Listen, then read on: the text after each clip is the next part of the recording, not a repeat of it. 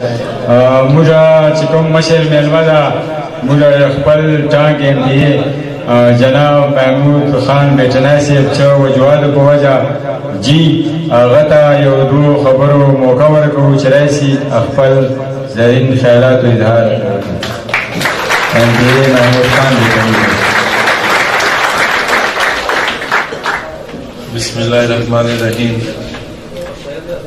زه ټولو نه اول د صدر صاحب د منور غمخوار چې دا کوم د بیټ بابا کتاب حوالې سره د ټولو ملګرو د تاسو ټولو مشرانو شکریه ادا کوم. ورسره چې نن دا کومه غونډه سوې ده دا ټول بیټني چې نن دلته راجمع یو په دې باندې ده ته مبارکباد ورکوم. او څنګه پروفیسر صاحب خبر درته وکړه چې موږ تاسو چې کوم د بیټ نیکه اولاد یادېږو انشاءالله دا چې دا کوم را روان نسل ده دا به ټولو سره دغسې یو مینه محبت او دغه په اتفاق باندې انشاءالله مخکې ساتو. زه ډېرې خبرې کول نه غواړم، تاسو خپل شاعران ناست دي. نور د منور چې دا کوم کتاب به د خپل طرف نه 1 لک روپۍ اعلان ورته کوم.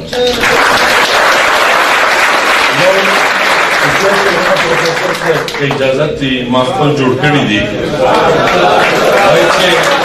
وایي څه وایي زړه مې نن د اور غوندې بلیږي، وایي څه وایي زړه مې نن د اور غوندې بلیږي، ستا د مړو سترګو کاته چې په ما کېږي. رنګ مې داسې زیړ لکه د زیړې پاڼې وخود، رنگ میں دا سے زیړ لکه د زیړې پاڼې وخود، ای ناترسه تا تر اوسه درس رکېږي.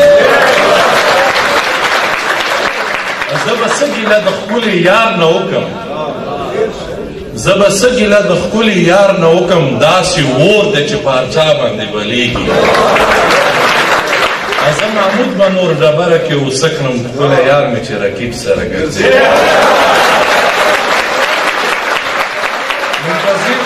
منتظر بیٹرنای ورته وایي، منتظر پروفیسر صاحب زموږ ډېر ښه شاعر ده. وایي ګوله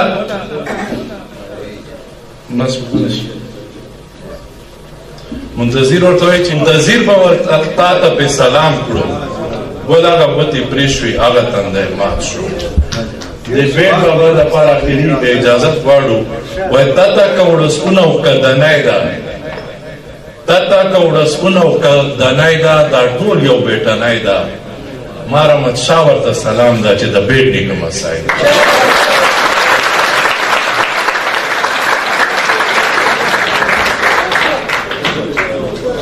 دا جناب ایم پی ای ټانک محمود خان بیٹنی صاحب چې خپل دلیل او خیالات اظهار